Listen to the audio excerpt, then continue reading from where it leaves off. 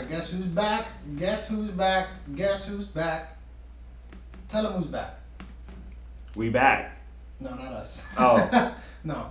Someone far more important than us. Jesus? No. I hope more important? I hope both of us know that. I got into that, didn't I? I hope both of us would be out of here if Jesus were back. Yeah. You understand there'd be a problem if Jesus came back, took everyone with him, and we got left. We would, have him in studio. That means no. Yeah. Apparently Conor's back. Conor McGregor, that is. Not that there is another Conor. Okay. But I don't believe it. I don't it's like today I opened Twitter and I saw, no, it was Instagram. I saw a post that said that he's accepted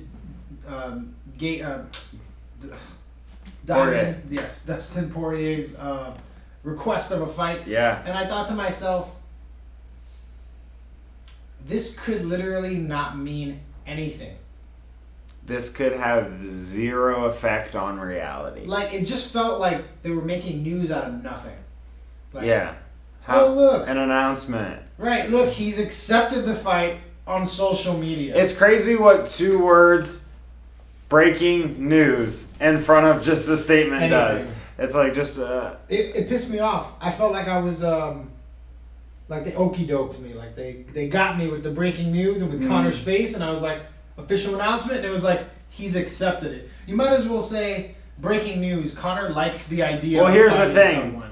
That means that he's accepted the contract on the UFC side. So that means that... Is that what that means officially, or that he accepts the possibility of fighting?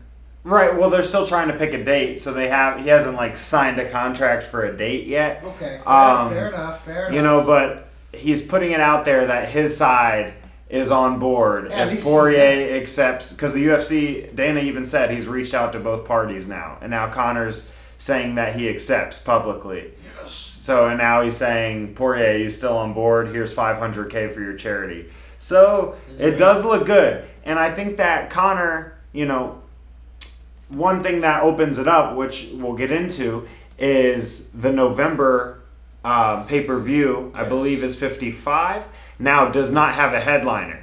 Right. And we're going to talk about that here in a minute. Yes. But yeah, so we have a card now without a headliner, and then we have the December card, which doesn't have a true headliner either.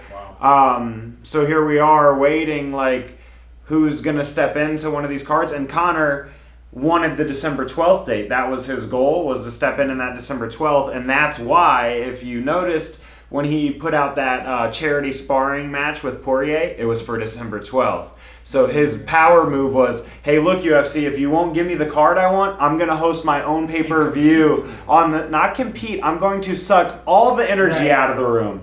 Right. If you want to do that, I'm going to fight for free just to, make this power move on you. Would anybody have watched the UFC's card? No. Absolutely no one. Not one person. 0 pay-per-view buys. There's not one guy Who? that's going to be there I'm really interested in this undercard. Well, Conor is going to charge roughly $275 for his pay-per-view. Okay. That definitely would affect things. So, look, that's my guess. I'm excited about the possibility of seeing those two fight, because the last time they fought, Conor won and Dustin got KO'd, and it was early in Dustin's career, and bro, literally looks like an entirely different person. Not just is a different fighter and that he's been successful. He looks like a whole other animal. Yeah, not even just physically, but also just energetic. He looks like a grown-ass man now. The guy looks like a father. Back then he just looked like that. He had, just trying to find his way, and now he's he's kind of legitimized himself. He's, he's up in that upper pay grade of the UFC. He's got the look. He's got the professional feel to him now. He's like lightweight. Yeah. Okay. Yeah. So lightweight. Lightweight fight. Yeah. I mean, unless word comes out that they're not going to cut weight and they're going to do it at 170, which you never know. I don't like that. But then again, here's the thing, though. I mean, it's not. I don't love it either. But at the end of the day, they're both 55ers. So if they both just don't cut weight, even though we know they both fight at 55, who cares? Right. You know. Cowboy right. And Conor. Because that's what Conor did agree to him initially, was just no weight limit. But this puts Tony Ferguson in the worst possible scenario, right? Because now, let's say Conor and now Dustin, we have Tony versus Michael Chandler. That's all we're left with here, which I think you give them a fight night main event. Okay. Fire. Yeah. Oh, wow. Done. That's such a good fight. But 5 rounds. it kind of doomed for disappointment because if you're a new recruit, that everybody's kind of wondering how he would do against Khabib, Michael Chandler. If he loses his first fight to Tony, it's not bad on him. Tony's but it's kind of disappointing. The smoke is or the energy is taken out of that debut. Yeah. But then if Tony loses, it's catastrophically bad. Well, you got to look what the UFC has done to the guy. They already backed him in this corner, making him the replacement for the title fight. Where do you go now? If you're the replacement for the title fight, that means that you're number one contender worthy-ish, at least. How is he the replacement, though? Because you Over can't. Tony. Because you're not going to get a Tony at this point after all the UFC's done to him. They can't say, "Hey, will you be the backup for the Khabib fight?" Yeah. Fuck no. Like what? No way. That would be so crazy. They messed crazy. up big time. They really did him dirty, I think, by even giving him the Gaethje fight. They should have put that whole thing on ice. I'm not sad because I really think this is going to be a better fight than a lot of people think. I know some people are saying Gaethje will win. Some people are saying Gaethje will be tough. But really, I don't even all the good things people have said about the fight, I think it has potential to even exceed that expectation. It could be really one of the best showcases from both guys. Yeah. Because you can see Khabib get really tested because this is the most adversity he's ever faced. Yeah. In general. Like losing his father. Potentially. Yes. Having a fight. And then if you add that to if Justin potentially brings in that adversity, it's literally the worst, the toughest thing he's ever had to face.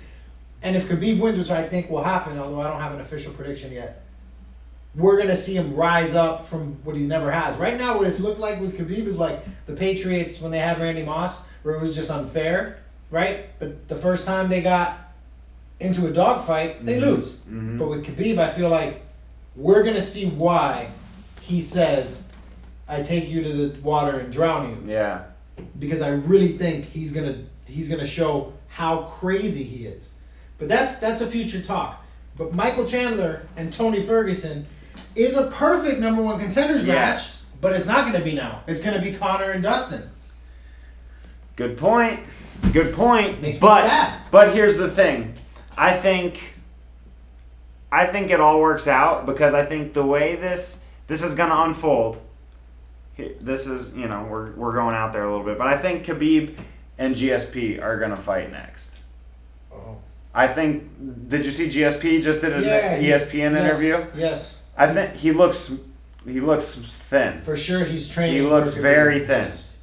So it's if I like would bet money, he is training for that Khabib fight. He has his eye on it, and I guess Khabib says Dana has something very special for him. But I thought Ali said it wasn't GSP.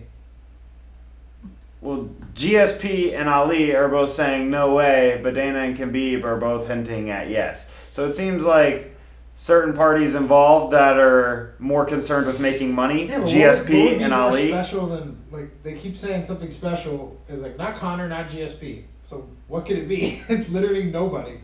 Masvidal? It's not gonna happen. Nah. Yeah, I know. It's just so stupid. John Jones? Yeah, but so here's the thing. I think we get Khabib. We get one more Khabib fight after this. What? That's it? 30-0. No. Here's the thing, bro. Don't do it. Father's plan was 30-0, and then Khabib retires and Islam steps in. So Khabib retires at 30-0, and Islam steps in undefeated and takes the place. Islam's fighting on October 24th as well, and plans on fighting on the next Khabib card as well, and plans on being the number one contender by the time Khabib is 30-0, and then the next understudy underneath Khabib's father becomes the next reigning champion, and there's no break in the reign, and he has this 10-year reign in the UFC to prove that he's the greatest coach of all time. That's Father's plan. That's this whole plan that Khabib's been talking about this whole time.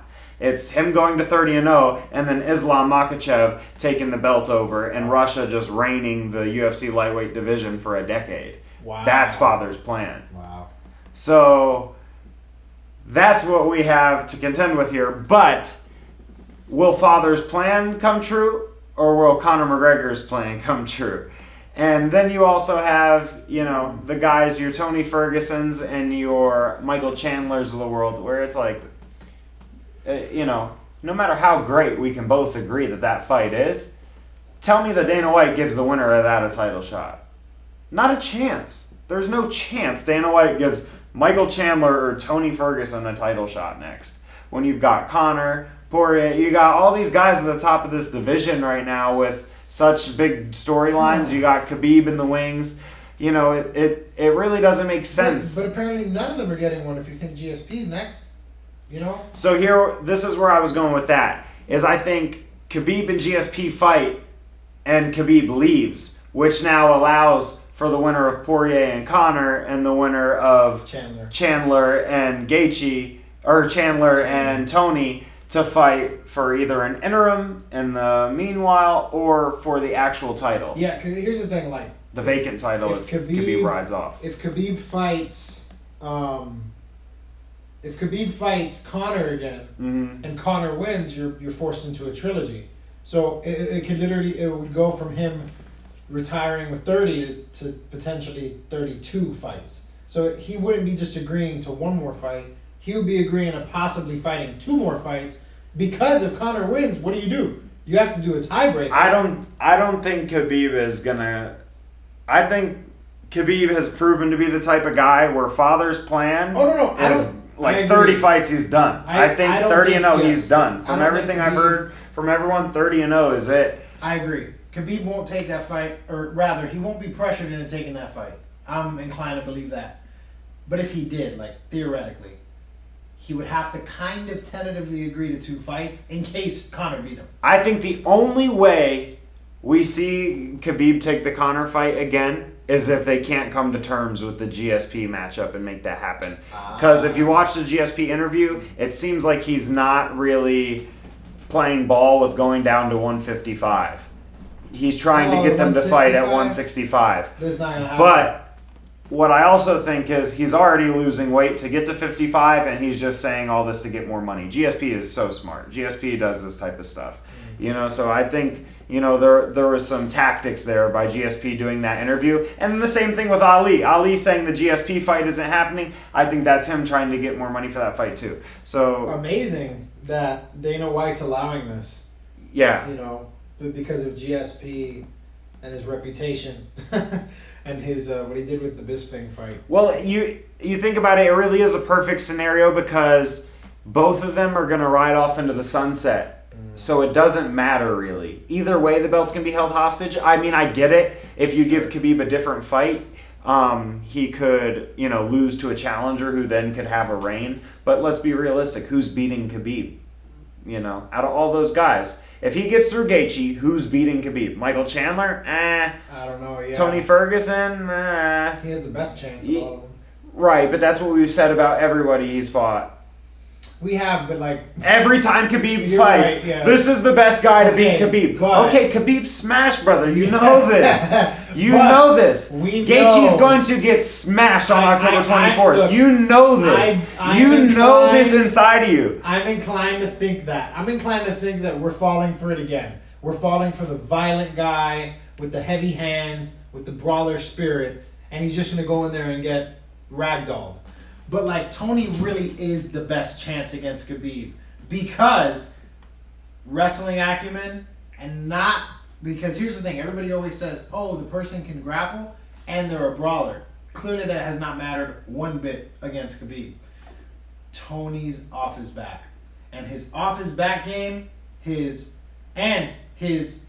creative striking and his chin and his intangibles and the scouting report. Yeah. He's prepared for Khabib how many times? Yeah, 5 fight camps for Khabib or something. Exactly. So technically, both of those guys are the perfect match for each other because they've literally done the scouting report on each other 5 separate times.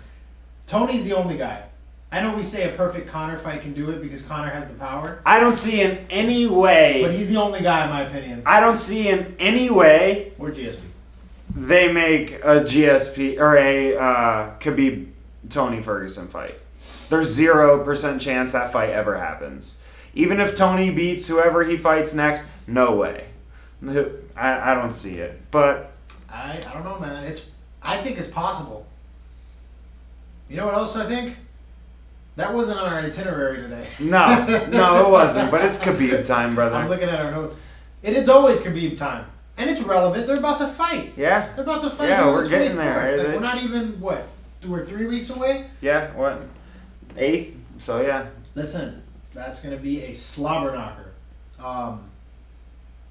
Speaking of which, did you see that tweet by Jim Ross? Mm-mm. I got to pull this up. So Jim Ross posts a tweet of himself getting a pedicure of some kind. Oh, boy. But the angle of the picture reveals his bulging. Well, hello was the tweet. Oh my God! Look at Jim Ross's picture, and everybody's commenting. JR, this is the second time you've posted yourself receiving self-care, but your junk is heavily featured. We need you to learn about camera angles, bud. That is amazing. He had to have known what he was doing. That's Sid Vicious. Oh no, who is that? Who is this? This is terrible podcasting, but man, I don't even know who the guy whose junk you're showing me is. Jim Ross, JR from from WWE. Yes. Okay. When I saw this tweet, I said, "Well, hello." I died. Anyway. Yeah, that's. Why did I bring that up? I don't know. Slobber knocker. Because someone said. Thinking of that made you think of slobber? Yes, oh God. Because someone said, "Oh, that's what he meant by a slobber knocker." Because that's his. Oh. Woo! All right. Lord forgive us. So who replaces Usman in this fight against Burns? I don't think anybody. Oh, you mean the November Yeah. card. Now we need a pay-per-view headliner. Well, we already got it. Conor and Dustin. It's the only one that is, I think, anywhere close to. But just like you said a few minutes ago, like, do we get that? Does that even mean anything? I'm not trying to be consistent. Okay. My opinions change as moment to moment. This is a second to second ordeal. Yeah. Yeah. Okay. Well, I'll check in with you in a few minutes. Yeah. Right now, fight is that fight is done deal. Yeah. Right now, that fight's already happened. It's happening. Literally, Conor versus Poirier has already happened. It has.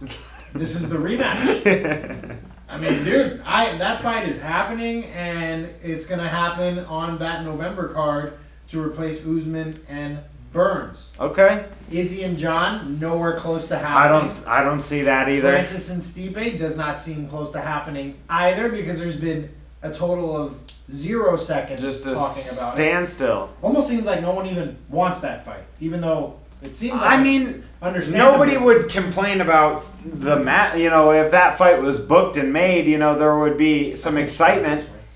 Yeah, there's. Francis looking scary these days, training with Teddy Atlas and looking like a real deal boxer. Yeah. Francis is going to be a horrifying matchup for Mr. Jones. Yeah. John came up to heavyweight at the wrong time. Uh-oh.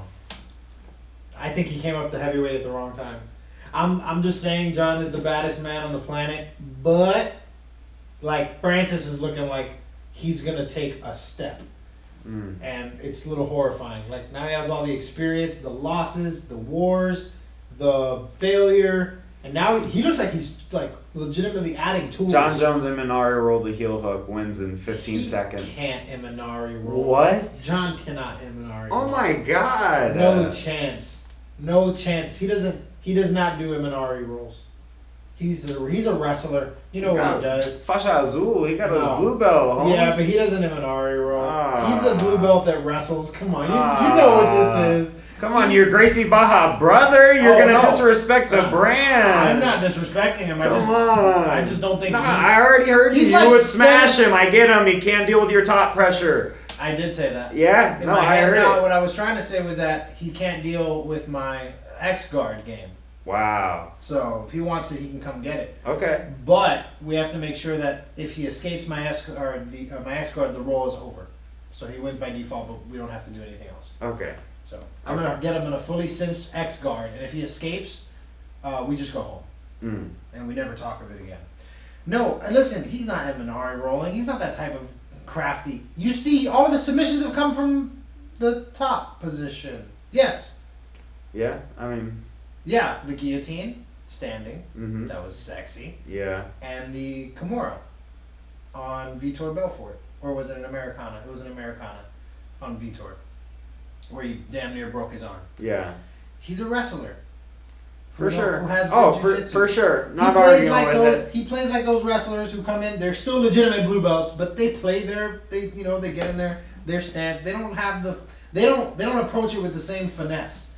I feel like they don't approach it with the same finesse as somebody who just learned. I think John could get that Imanari role. I think. No I think chance. Not he on tangles Francis up. I don't see Francis. wrestling like. Yeah. Actually, hey, a blast double. I think he's like. See, I don't see that as the way. Imanari role. I'm being a bit over the top with that, but I see he him. does that, I'll give you $1,000. Deal. $1,000 for an Imanari roll. Yes. You heard it here, folks. Yes. We have a $1,000. I can't even call it a wager because If that John Jones, means if he does not Imanari roll take down Francis, I owe you $1,000. If John Jones ever does an Imanari roll and a camera views it from here on out, I will pay you $1,000. Os. Continue. Sorry, I interrupted you. No, we're good. Let's keep this shit show moving forward. So we're getting into weird territory. We are Imanari rolls. We are, but that's the whole point of this. Yeah. So next on our itinerary, you're asking. This was your question. If Holly Holm is the Cowboy Cerrone of women's MMA, now are you asking if she's a redneck? Yeah. Well, she calls herself the preacher's daughter, and that is usually what you see in like a country romantic comedy. Yeah. Where you're like in a small town and the big rich too fast for her old small town comes back home and the small town guy working at the flower shop catches her eye and teaches her the simple things in life. Yeah. Was that what you meant by asking that? I got lost in that story. That was beautiful. Thank you. Just That warmed you, right? the mythology behind that. I was captivated. You really portrayed those archetypes so powerfully. I'll tell you right now, if there's anything I'm good at, it's portraying archetypes. Yeah. That's all I do every day. All right. So Marlon versus Sanhagen. Anyway, back to Holly Holm. Oh, Holly Holm. We're going back to Holly Holm. So the way I see her as the Cowboy Cerrone, just kind of as this timeless grizzly vet who just when you think like, all right, their one last hurrah has came and went, like this is it. Now they're gonna put somebody over with them, they get themselves back over and get themselves back, and it's a bad time to make this conversation coming off of Cowboy's last performance where people are saying he looks old and whatnot, but I know what you mean. Though. Just in terms of their career in general, not in this exact moment in time, but they're both, both late in their, like very late in their career, striking based, and they just have this career where, they never can win the big one. It's hard to say because Holly has reached that high when she cracked Ronda and did do that, so you can't compare the two in terms of that because she's reached championship greatness, but I think there are a lot of not even subtle, like very foundational similarities of their career that I thought was cool correlation and draw, and they both trained out of Jackson's for years. They were both like from Jackson's from day one. Holly was boxing out of Jackson's, and Cowboy was like one of their first fighters. So until the past few years when they split Cowboy and Jackson's, Holly and Cowboy have been intimately, intertwined with that connection to the gym. How Jackson left there before the Mike Perry fight, and Mike Perry's not there anymore. That was his only fight with the gym. That's crazy, right? They kicked Cowboy out for literally Mike Perry to have one fight against Cowboy. That's grimy. That's so grimy. Now I'm not rooting for them, any of their fighters. Yeah, that's like... Even though Holly is going to But they're notoriously known for that. After the John versus Rashad thing, that was the same scenario. The whole pre-fight build-up for that fight was the same thing. Even though Holly is going to beat Amanda, I do not want them to succeed. Yeah. So, yeah, that's what I was getting at with Holly. You see what I'm saying there? She's gonna beat Amanda. You think she beats Amanda? Yes. She's gonna do it. She's gonna win. She's going to knock out Amanda Nunes. I would love that. I would love it so much. Let me tell you why. Amanda Nunes is the greatest female fighter of all time. But she's riding the highest high right now. Can she sustain that high with a hungry, grizzled, war-torn Holly Holm coming for her? I feel like with Holly Holm, Amanda coming off of having a baby too. A lot of things so it's happening. Like a lot's going on. Some of the losses Holly's had, people lose matchups, all that. But I feel like of all the female fighters, maybe outside of Megan Anderson, although I don't think you're as high on her as I am, outside of Megan Anderson, in terms of skill set, I feel like Holly has the best chance. Mm-hmm. Like Holly's the best, most put together female fighter. Maybe a heavier Valentina, but Holly is, I think, the perfect or the only. Like she's it. That's the last thing you throw at Amanda before Amanda just says, "I'm gonna fight men now." And I feel like Holly's in a place where she can capitalize on some stars aligning. Yeah. And I really think she could put together a performance to beat Amanda. I don't think Amanda's unbeatable. I just think she's fought people that she is significantly better than. I don't think she's like leaps and bounds above Holly. No, I think technically Holly is up there with her. I think it's just a matter of like, is it a physical thing? Is it a timing thing? And, is it her time? Has Holly lost that step? Which it could be a matter of that we're seeing, because we didn't see her right when she fought Ronda fighting Amanda. We saw her fight Amanda like last year, she beat Ronda quite a few years ago now, 4 or 5 years. Amanda, how did that go again? Amanda head kick knocked her out. Oh yeah, that's right.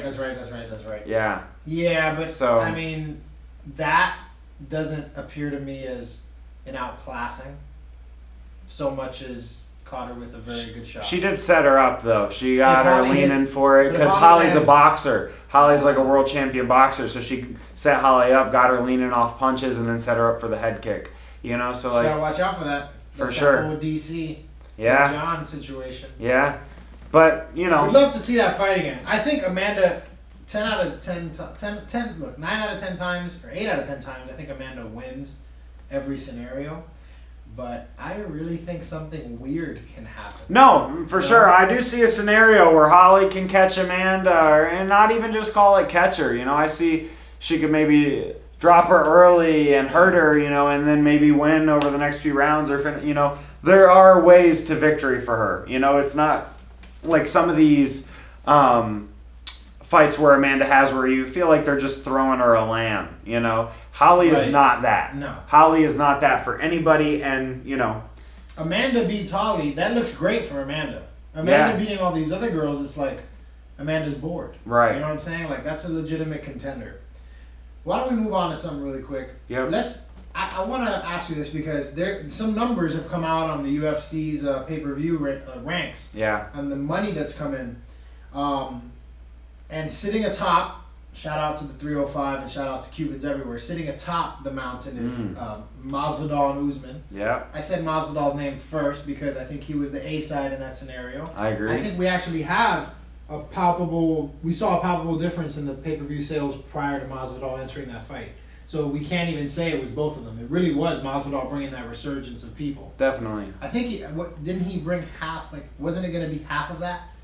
It was going to be half of that. It's hard to say. So here's the thing. So Conor did $1 million against Cowboy. With fans.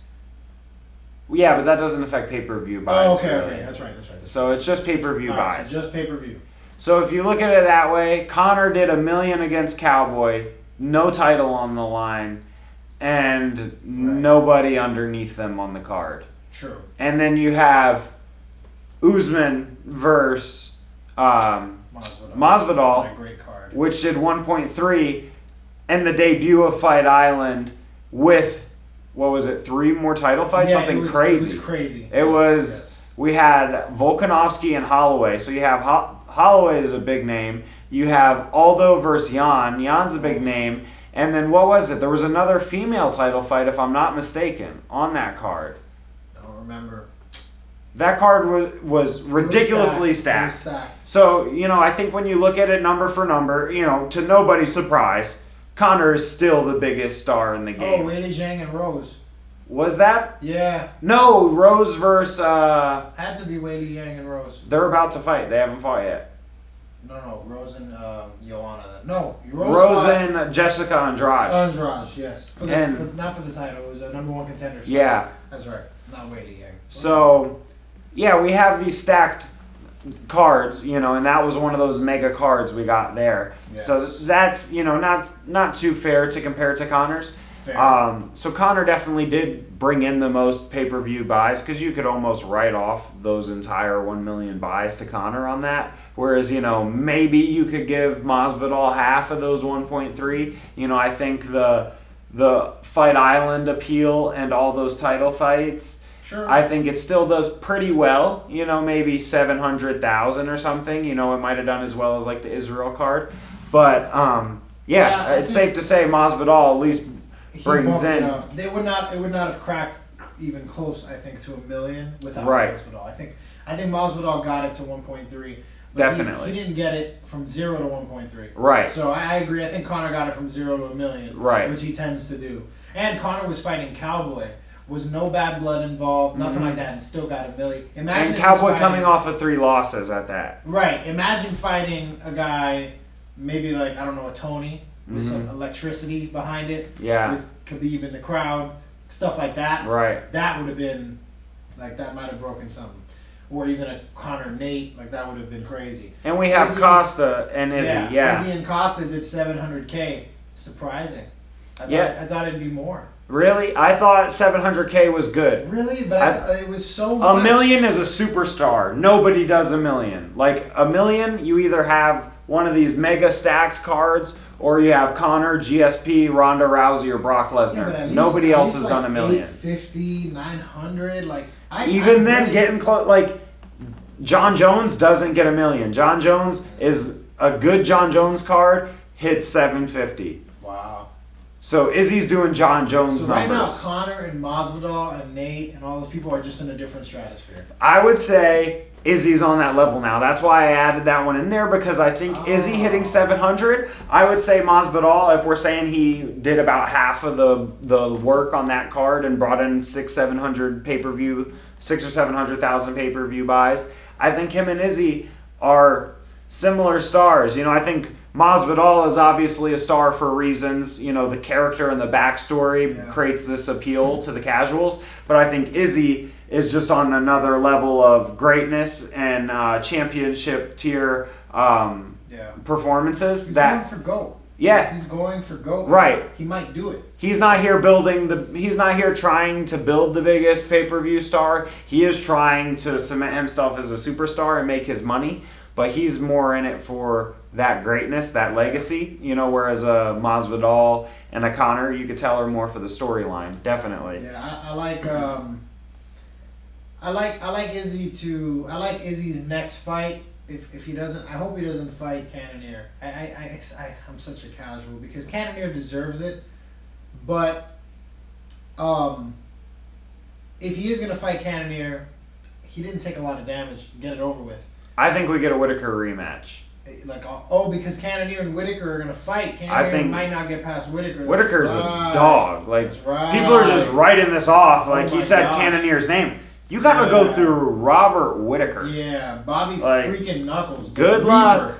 Yeah, but I don't know if we get a rematch. I think if Whitaker wins that fight, John and. But Bobby Knuckles coming off of. Sorry, that was a technical difficulty. That's why I cut out there. But you're talking about Bobby Knuckles coming off of a victory. That was your thought. Yeah, well, not only one victory, a Darren Till victory. Yes. And then who did he? No, that's it. Just the Darren Till, right? Yeah, Darren Till. He lost. And then Cannonier. Yeah, the Till was the most recent time we've seen him. Look, Till is the most recent time we've seen him. Look, I agree that he would deserve it, and there is no guarantee that Izzy wins that fight. But right now, ahead of schedule, the Israel and John thing has picked up steam. Yeah. To the point where Izzy cannot mess it up. Don't drop that ball. John has challenged you to fight.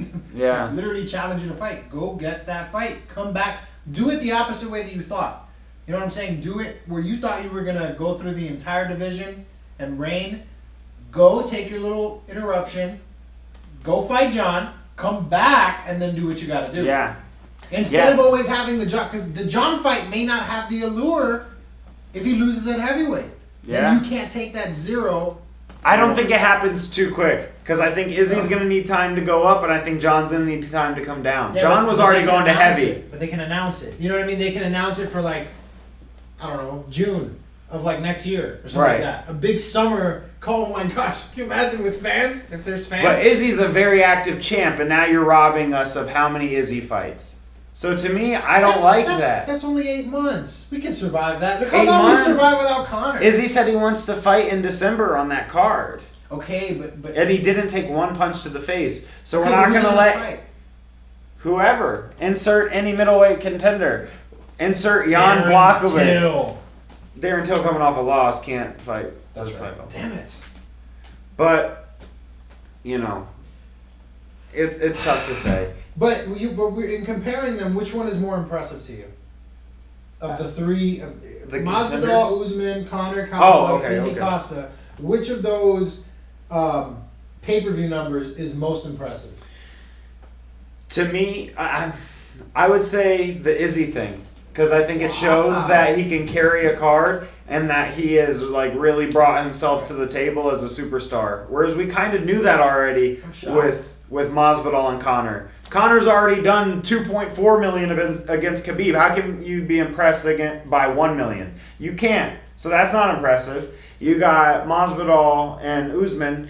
Yeah, it's impressive, but it was on Fight Island and had 4 title fights on the card. So it's like, yeah, you did a lot of buys, but look how much background support you had. So it's like, you know, it's like saying that LeBron's three-peat or whatever was impressive as Jordan's. It's like, or I don't even know if they won 3 in a row, but his championship run with the Heat, you know, it's like, well, yeah, you went to the super team, you know, so it's like, or KD, for example, you know, it's like those rings just don't count as much, you know, so there's a little bit of that to it. Yeah, where KD has 0 rings in Stu Gonz's and in my personal record book. Yeah.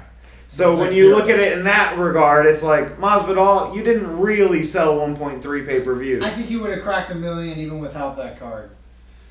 I don't. But I think he would have done Izzy numbers. I think he would have done 700 or 800K. Okay. You know, I mean, if him and Usman would have had their own card that would have been promoted, maybe they could have done press conferences and done $1 million. But you know, I think of the most impressive one is Masvidal, just because of the time that it took. I mean, it was very quick, and it just surged that number up and surged the hype around the card, where it was a good card, but there was no story on the card. No legitimate story. Jan and Aldo, no story. There was a little bit of stuff there, you know, with previous training, right? Mm-hmm. Alex and Max, no story there. Just it was a bit. Fight. Some people thought Max got robbed. Some people didn't. No story between them. Like no heat. Nothing. Yeah. A little bit of competitive. A rivalry, a little sports rivalry, but nothing. But like compared to all these other rivalries. Sports rivalry, not a WWE rivalry. Exactly. So that added such venom to the card that it gave you that feeling of that electricity in the air that the card lacked. Definitely. Burns, that card had 0 electricity. But here's why I say it's not that impressive. You're saying it had all this electricity once it got Masvidal? Yes, it did not have it before. Conor basically got that much pop with no electricity against just Cowboy with no other support. So I'm just saying, like, if you're saying something with that much but Conor has already been built to that point, whereas Masvidal just got his push. That Conor has benefited from a push of literally 5 years ago. Mm-hmm. And he went outside of the UFC to gain an even bigger push. So, like, a lot of things have worked out for Conor. Conor brought it on himself, obviously, because he is Conor McGregor. But that $1 million is not surprising from Conor because it was the return. Definitely. It wasn't like just him on like 4 months. He fought 4 months ago. Let me just fight this other. If Conor fought Diego Sanchez, do you think it goes over $1 million? I mean, like, I think there should be some people, including maybe me, who would protest and wouldn't buy it. I would watch it on a streaming service. Yeah, I'd have to just to riot. Because like that's another thing is that I think Connor's is very impressive because of the opponent, But what makes Masvidal's impressive was the COVID thing, all the moving pieces. It could have been canceled at any moment, so I'll give him the edge. Okay. Speaking of, I'll think of it. Speaking of picking between 3 categories, Okay. our favorite game, Fight Corner Roll. We're gonna play it now. By the way, did you notice how I had Buzz positioned? Oh dear. Yeah. After that picture you just showed me on Twitter and what's going on Dude, here, I don't know what you're came in. These subtle shifts. All right, I came I'm in. I'm gonna get just. I came in. He was like this. No way. 100. I pledge allegiance to the flag, right now. I pledge allegiance. He was like that. I walked in and he was throwing it in a circle, and then look how his hands positions, almost like he's saying, "Come get it, come get it." Oh my God! You know what I'm saying? I don't know what's going on. This is getting dark. I didn't want to touch him. What do I do? I gotta leave him. We gotta call somebody. No, I think we let him be. Really? He needs this. Look at him. Oh my God. He's had the same facial expression for 27 years. I feel dirty. I feel wrong. I don't know. Well, let's channel all that dirt and wrongness into this category. Yeah, please. So, how about this? Israel Adesanya, Anderson Silva, or Chris Weidman. You have to fight one, you have to corner one, you have to roll one. The 3 greatest middleweights of all time. Correct. All right. I'm going to fight Anderson Silva. Ooh. Yeah. You're fighting Jordan in the Wizards jersey? Yeah. I'm fighting Jordan in the Wizards jersey. I'm going to fight Anderson Silva because that's just going to, be a dream come true just to see yourself on a poster against that. Like, to me, that's like seeing me versus Bruce Lee or something. Yeah. That's. He is the Bruce Lee of MMA, in my opinion. Yeah. Yep. Nothing Israel can do. Israel's looked at as like this technical kickboxer. What Anderson was doing back when he was doing it was like magic. It was actual magic. Izzy is not that. Izzy might be greater. We'll see. I'm not saying anything about that. I don't think we'll ever see what Anderson did. He was in another zone. But let's be clear about something. He was beating up chumps. He wasn't. He wasn't beating up these guys that Izzy's fighting. Not the guys Izzy's fighting. Yoel Romero, Costa, Kelvin Gastelum. What do they do to Rich Franklin and they run through all those guys. True. All those guys do not stand a chance. I mean, that's hard to, that's like saying this team from back, can't do it. It makes sense though what you're saying. Izzy's is more impressive, but Anderson's look better. For sure. It just looks so much better. For sure. But you could tell there was a clear discrepancy in skill levels. Yes. Like, it was like, oh, this isn't even close. But even against Izzy, he had some of that magic that is just inherent to his fighting style. For sure, but we look back at Anderson like he didn't have a bunch of boring fights, which he did. Yeah. Anderson had a bunch of boring fights in that long range. But he has the greatest highlight reel of all time. Oh, no doubt. I mean, just like I said, he had that magic that Izzy won't ever be able to encapsulate. Even in hindsight, I think Izzy's going to be a cool character with great striking, but different. So with that being said, I'm going to fight Anderson just for those posters to have in my house one day, just to share that space with him. And then I'm going to corner, I always do this, but I'm going to have to corner Izzy just to spend that week with the city kickboxing guys and learn some of those little striking gems.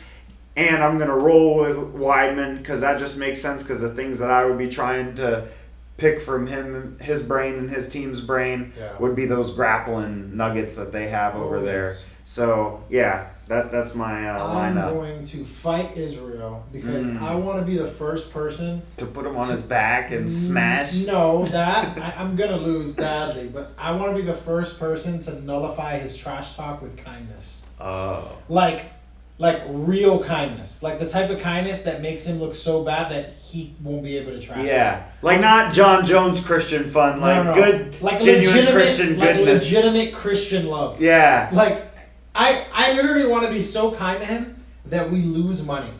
Yeah. Because no one wants to buy the card because there's 0 venom. Yeah. And then I'll lose like in 1 round, maybe even half a round, because nobody else has been able to take him down. So why do I think I would be able to? Mm. But I could. M&R. I know what I was You thinking. know, I might have to do it. you know, hey. I might have to do it in the gi. I'm coming out in my Gracie Baja gi. Us. I'm going to corner Chris Weidman. Ooh. Because the same people that you can get the grappling chops from by rolling with them, you can also get by talking with them. Yeah. And Chris Weidman's actually a pretty cool dude. Yeah. You know what I'm saying? No. People see him and think, oh, he's not the greatest trash talker. He must be boring. Dude is actually like a cool dude to hang with, and he hangs with a bunch of dogs that I would love to get to know. Oh yeah, and he's sneakily getting his way into that title picture. He is. He's only 1 win away for always, in my opinion, with his track record, he's always a win away. Not coming off a loss, obviously, but right now he's a solid win away from being right back in there. Right. And then I'm gonna roll with Anderson, get that De La Riva jiu-jitsu background. See the black belt of Anderson Silva. And I've seen him roll, and he's obviously incredible. Yeah. I think he's a real black belt. Oh yeah. And I get to learn from De La Riva.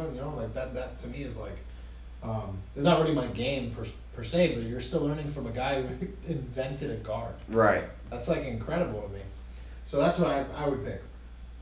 Up next we have George St. Pierre, Matt Hughes, and Tyron Woodley. So the greatest More lightweights goats. or Welterweights. welterweights, bro. I am fried today. The greatest welterweights of their respective eras. I'm fighting Woodley. Ooh. Because He's frozen I in think time. we have enough of a sample size. He's stuck in limbo. We have enough of a sample size to see that I think he's passed. But also here's why I'm doing it, because I think I'll be safe from like death. But he'll beat me and then he'll get put over again. So it's for him, really. I'm doing it for him. I'm going to roll. Dang, this is tough. I'm gonna roll with Matt Hughes. I don't want to hang out with him for a fight week. He seems like a cool dude, but I don't know who he hangs out with, and I don't know how active he is. With everything that happened to him, with the accident. So I'd probably roll with him. I know that doesn't. I'm gonna roll with him. We're gonna flow roll. Okay. Okay. And I'm going to have him teach me his armbar Kimura defense that he did against George St. Pierre. Yeah. Which is one of the most beautiful moves I've ever seen in my life. Yeah. That was at the highest level excellence. Yeah. I was honestly, that and Anderson Silva's triangle win over Chael Sonnen might be like, and maybe Mighty Mouse's jumping armbar, might be like the most impressive submission victories I've ever seen. Especially the GSP one, because it was against GSP. Yeah. Who I will corner. Another guy who sneakily fun and entertaining to talk to and listen to, even about non-fighting. Mm-hmm. And all the people he hangs out with, it's like you're just getting a banquet of knowledge. Oh yeah. I think for me that's tough. And I want to preface this, I want to tread lightly on the Matt Hughes thing. I'm not talking post getting hit by a train. Okay. Matt Hughes, because that's just tough. I don't want to fight that guy, obviously. Right. So, able-bodied Matt Hughes, I'm going to... Yeah, I think I want to fight Matt Hughes. I think he's, in my mind, the first, real great welterweight champion. So I think that was would be... my favorite fighter, him and Frankie Edgar growing up. Yeah. Yeah, I think a little bit of that, like I said, against Anderson, just to have yourself on a poster against them, versus Matt Hughes, just a true legend, not even a legend, a pioneer, a trailblazer. Yeah. He's not even in the, he is in that, greatest of all time legendary conversation, but he's, in that trailblazer, Horace Gracie. Yeah, he's in that realm. And, it would just something to that realm that has a little bit of that mystical martial arts feel to it. So going against one of those guys is just so special. So I'm going to go against Matt Hughes. I'm going to, no less special than this guy at GSP. I'm going to corner him too because, you can't miss out on that circle he rolls with. The Danaher guys, you got Faraz Zahabi, obviously. You got... He's just going to snort knowledge. Yeah, and any way you can consume that knowledge, you got to take it. Heck yeah. And then, I'm rolling with Tyquil Woodley.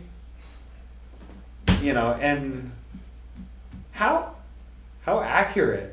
Like, speaking of archetypes earlier, like that archetype, like that nickname embodies the archetypical essence of Tyron Woodley. Tyquil Woodley. Well, not really because... Is Colby a prophet? No, I don't think it embodies him because Tyron Woodley's super woke. So he can't be... I forgot how woke he is. Yeah. That makes up for some of the fights. Yeah, in terms of like level of awakeness. Right. Just his spiritual enlightenment and his ability. Yeah, I don't even want to get into it. My last words to the people. It's not that they don't like what you're saying. No one likes to be lectured. Just however you wish to apply that, please apply it to your life. You could be saying anything. No one likes to be lectured. Thank you for coming to my TED Talk.